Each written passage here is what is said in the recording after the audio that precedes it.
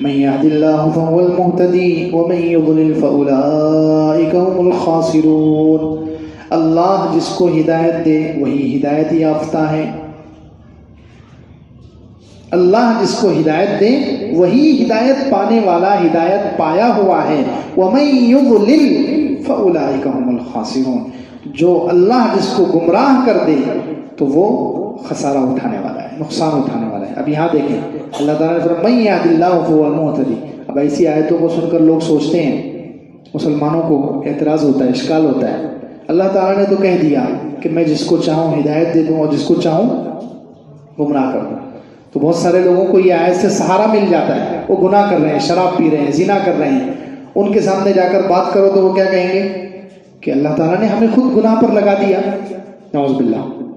وہ اپنے برے کام کی نسبت کس کی طرف کر دیں گے؟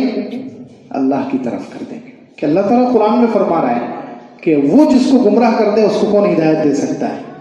تو ہمیں تو اللہ تعالیٰ نے لگا دیا. ایسی بات نہیں ہے. یہاں جو اصل میں قرآن کا ضابطہ ہے، شریعت کا ضابطہ ہے کہ ہر اچھے کام کی نسبت اللہ کی طرف کی جاتی ہے.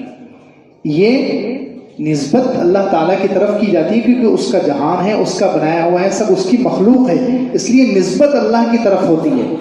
لیکن اصل میں اللہ تعالیٰ نے انسان کو پہلے سے ہدایت پر باقی رکھنے کے لیے 3 چیزیں دی ہیں. کتنی چیزیں دی ہیں؟ ہدایت پانے کے لیے 3 چیزیں دی ہیں. وہ 3 نعمتوں کو اگر صحیح استعمال کرے گا تو وہ ہدایت یافتہ کہلائے گا. اللہ تعالیٰ خود اسے ہدایت پر جما دیں گے. اگر وہ 3 نعمتوں کو غلط استعمال کر رہا ہے تو پھر اللہ تعالیٰ کا کوئی قصور نہیں ہے، وہ خود گمراہ ہو رہا ہے، بس اللہ تعالیٰ کی طرف سے حکم لگ رہا ہے. جیسے مثال کے طور پر عام طور پر مثال دی جاتی ہے کہ ایک شخص ہے، وہ ایگزام ہال میں گیا. ایک بچہ ہے، اسٹوڈنٹ، پڑھنے والا، وہ ایگزام ہال میں گیا، غلط سلط لکھ دیا. اس نے کیا کیا؟ اس کو یاد نہیں تھا، محنت نہیں کیا، موبائل میں گیم کھیلتا رہا اور لوگ سب فالتو کام کرتا رہا. اب وہ سوالوں کے جواب نہیں دے سکا، سب غلط سلط لکھ کر آ گیا. اب جو پرچہ چیک کرنے والا ہے وہ کیا کرے گا؟ پرچے چیک کرے گا، یہ غلط، یہ غلط، یہ غلط. اب اس نے اس کو دے دیا 0 نمبر. اب یہ کہہ رہا ہے کہ تم نے مجھے ناپاس کر دیا. اب وہ اس کا کیا قصور ہے بیچارے کا؟ اس کا کوئی قصور ہے؟ ناپاس کرنے والے کا قصور کس کا ہے؟ بولو. اس بچے کا قصور ہے. اس نے محنت نہیں کی، اس نے غلط امتحان پاس کیا. اس نے تو صرف حکم لگایا ہے. اس نے کیا کیا ہے؟ حکم لگایا ہے کہ یہ اس نے غلط پرچہ لکھا، اس نے سارے سوالوں کے جواب غلط دیے، اس لیے میں فیصلہ کرتا ہوں کہ یہ ناکام ہے. ایسے ہی اللہ تعالیٰ، تقدیر اس کو کہتے ہیں. تقدیر اللہ کے علم کا نام ہے. تقدیر کس کا نام ہے؟ ہاں، تقدیر کو ہم لوگ کیا سمجھتے ہیں؟ تقدیر کو کہ اللہ کا فیصلہ زبردستی جو تھوپ دیا جاتا ہے، تقدیر اس کا نام ہے. ہم نے یہ سمجھا ہوا ہے. ایسا نہیں ہے میرے بھائی. تقدیر اللہ تعالیٰ جبری طور پر زبردستی کسی کو جہنمی بنا دے، کسی کو زبردستی جنتی بنا دے، تقدیر اس کا نام نہیں ہے. تقدیر کہتے ہیں اللہ کے علم کا نام. کیا مطلب؟ اللہ تعالیٰ کو علم ہے کہ ایک بندہ کٹکٹی گیٹ میں فلاں تاریخ کو پیدا ہوگا.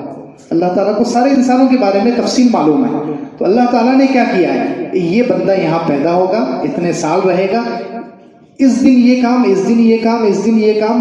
تو پوری زندگی میں وہ کتنے اچھے کتنے غلط کام کرے گا، اس کے حساب سے خالی اللہ تعالیٰ نے کیا کیا؟ فیصلہ پہلے سے لکھ دیا تقدیر میں کہ یہ بندہ 50 سال کی زندگی کو غلط استعمال کرے گا، گناہوں میں استعمال کرے گا، اس لیے میں فیصلہ کرتا ہوں کہ یہ جہنمی ہے. اب بتاؤ اس میں اللہ کا کیا قصور ہو گیا؟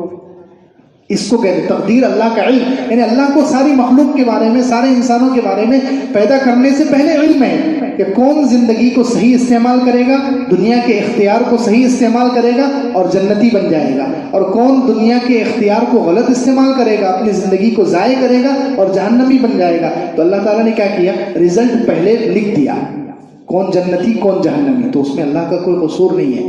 انسان کو اللہ تعالیٰ نے 3 چیزیں دی ہیں حق پر آنے کے لیے، ہدایت پر آنے کے لیے. انسان ان 3 چیزوں کا غلط استعمال کرتا ہے، تب جا کر وہ جہنمی بنتا ہے اور اللہ کی طرف سے اس کی گمراہی کا فیصلہ ہوتا ہے. وہ 3 چیزیں کیا ہیں؟ سب سے پہلی چیز، اللہ تعالیٰ جس کو بھی پیدا کرتے ہیں فطرت سلیمہ پر پیدا کرتے ہیں، مسلمان پیدا کرتے ہیں. جس بچے کو بھی اللہ تعالیٰ پیدا کرتے ہیں، چاہے وہ مسلمان کے گھر میں پیدا ہو ہندو کے گھر میں، عیسائی، یہودی، کسی بھی مذہب والے کے گھر میں کوئی بچہ پیدا ہوتا ہے تو اس کی فطرت صحیح ہوتی ہے، وہ مسلمان پیدا ہوتا ہے۔ ایک چیز یہ دی اللہ تعالیٰ نے کہ ہر ایک کو اسلام پر، مسلمان ہونے کی جو صفت ہے، فطرت سلیمہ جس کو کہتے ہیں، اس پر اللہ تعالیٰ نے پیدا کیا۔ ایک نعمت اللہ کی طرف سے ہر ایک کو یہ ملی۔ دوسری نعمت یہ ملی، اللہ تعالیٰ نے عقل دی۔ کیا دی ہے؟ عقل۔ عقل بہت بڑی نعمت ہے، جانوروں کو نہیں دی، انسانوں کو اللہ تعالیٰ نے عقل دی۔ عقل سے انسان سوچ سکتا ہے، عقل سے انسان اللہ کو پہچان سکتا ہے۔ اسی لیے علماء نے یہاں تک کہا کہ کوئی بندہ ایسا ہے، دیکھو کچھ لوگ ایسے ہوتے ہیں جو بیچارے پہاڑوں میں یا پانی سمندروں کے بیچ میں کچھ جزیرے ہوتے ہیں، کچھ سوکھی جگہ، پہاڑ وغیرہ، تو اس میں وہ لوگ رہتے ہیں، وہاں کبھی دوسرا کوئی انسان گیا نہیں، کوئی نبی نہیں گئے، نبیوں کی تعلیمات نہیں گئی وہاں پر۔ پھر بھی علماء کہتے ہیں کہ اس بندے کا، ان لوگوں کا جو ایسی جگہوں پر رہتے ہیں، پہاڑوں میں، جنگلوں میں، جہاں کوئی نبی اور کوئی دوسرا انسان، دوسرے شہر کا، دوسرے ملک کا انسان اس جگہ پہنچ ہی نہیں سکتا، تب بھی ان لوگوں پر اللہ کو ایک ماننا تو فرض ہے، توحید فرض ہے۔ اپنی عقل سے وہ اللہ کو ایک مانے، کم سے کم یہ کہہ دے کہ اس آسمان کو بنانے والا کوئی تو ہے، سورج نکالنے والا کوئی تو ہے، میں اس کو مانتا ہوں۔ اتنا بھی اگر اس نے کہہ دیا تو وہ مومن سمجھا جائے گا، چاہے نماز پڑھے یا نہ پڑھے، وہ جنتی ہے۔ کیونکہ جو دوسری عبادتیں، ایمان کے علاوہ جو دوسری عبادتیں ہیں، نماز ہے، روزہ ہے، حج ہے، زکوٰۃ ہے، ان کے لیے تو شریعت کی، نبیوں کی ضرورت ہے کہ جب تک نبی نہیں آئیں گے، نبی جب تک بتائیں گے نہیں تو نماز کیسے معلوم ہوگی کہ یہ نماز ہے، یہ فرض ہے، اس میں اتنی رکعتیں ہیں، یہ زکوٰۃ ہے، یہ فرض ہے، اس کو ایسے دیا جاتا ہے، یہ حج ہے، اس کو ایسے کیا جاتا ہے۔ یہ جو باقی ایمان کے علاوہ جو باقی جتنے فرائض ہیں، اس کے لیے تو نبیوں کی ضرورت ہے، لیکن ایمان، اللہ کو ایک ماننا، توحید، اس کے لیے تو عقل کافی ہے، اس کے لیے صرف عقل کافی ہے۔ تو جن لوگوں کے پاس نبیوں کی تعلیم نہیں پہنچی، ان پر اتنا تو فرض ہے کہ وہ اللہ کو ایک ماننے۔ اگر انہوں نے نہیں مانا، کسی بت کی پوجا میں لگے رہے اور مر گئے، پھر تو وہ جہنمی ہے۔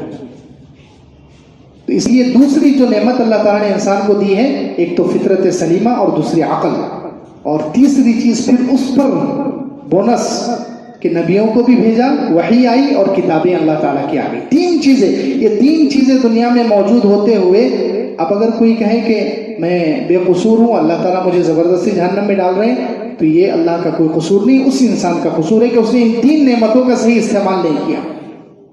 تو فرمایا من يهد الله فهو المهتدي ومن يضلل فاولئك هم الخاسرون۔ اللہ جس کو ہدایت دے وہی ہدایت یافتہ ہے، یعنی جو ان تین چیزوں کو صحیح استعمال کرتا ہے، پھر اللہ تعالیٰ اس کو راستہ بتاتے ہیں، آگے چلاتے ہیں، اللہ تعالیٰ آگے چلاتے ہیں اس کو، ہدایت یافتہ ہی نہیں، ہدایت کی جو آخری بارڈر ہے وہاں تک پہنچا دیتے ہیں، یہ ہدایت یافتہ ہے۔ وَمَن يُضْلِلْ، اللہ جس کو گمراہ کر دے، کیا مطلب کہ وہ ان تین چیزوں کو جو غلط استعمال کرے، فطرت کو بگاڑ دے، عقل کا استعمال نہ کرے، اور نبیوں کی تعلیمات کو نعوذ باللہ ٹھکرا دے۔